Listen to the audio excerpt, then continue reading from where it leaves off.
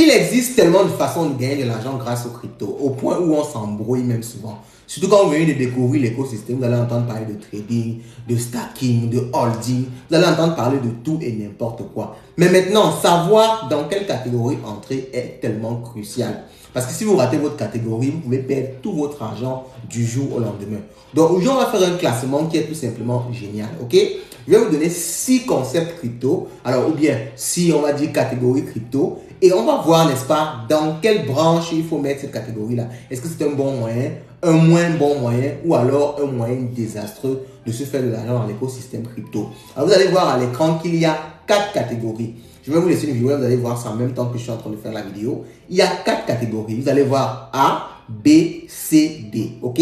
Donc A, c'est pour les catégories vraiment dans lesquelles que si vous êtes là-bas, vous avez toutes les chances de devenir très riche avec la crypto-monnaie. B, c'est moins bon. C, encore moins bon. Et D, c'est quelque chose qu'il faut totalement fuir. On va commencer par le premier domaine qui est le trading spot. Alors là-bas, tu dois acheter et revendre. Tu achètes une crypto et tu cherches à ce que ça prenne de la valeur pour revendre. Alors, on va mettre trading spot dans quelle catégorie? Laissez en commentaire avant que je ne donne la bonne réponse. Je vais mettre dans la catégorie risqué. Et c'est effectivement la bonne catégorie. Pourquoi? Parce que le trading spot, ça peut vous rendre bien riche, mais si vous choisissez le mauvais actif, que vous achetez une crypto mauvaise, alors imaginez-vous bien qu'il y a 5 ans, il y a des cryptos qui ont disparu. Imaginez que vous avez acheté du trading spot, vous avez acheté une crypto en espérant que ça prenne la valeur, ça disparaît plutôt, vous perdez tout votre capital. Donc le trading spot est bien, mais c'est extrêmement risqué. Il faut bien choisir l'actif dans lequel vous investissez. Si c'est par exemple dans le Bitcoin comme ça que vous investissez, oui, là vous avez beaucoup de chances de réussir. Mais sinon, vous allez vous faire avoir. Ok?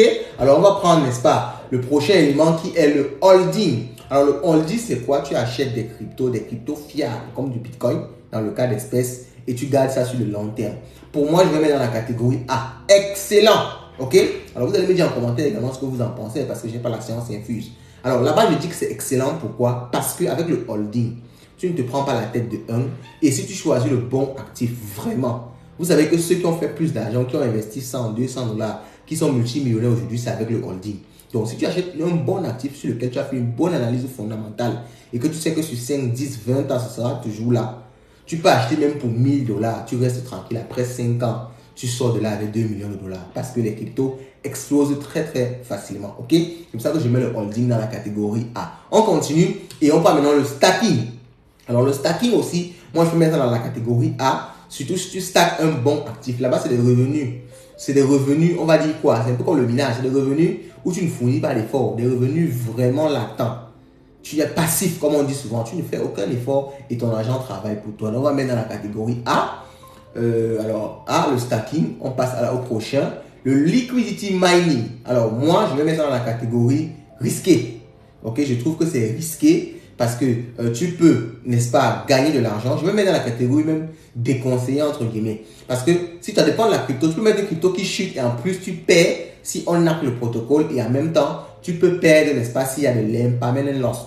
On va voir ça dans une autre vidéo. Si ça vous intéresse, vous laissez le commentaire. Impermanent loss. Ok? Maintenant, on va voir les futurs.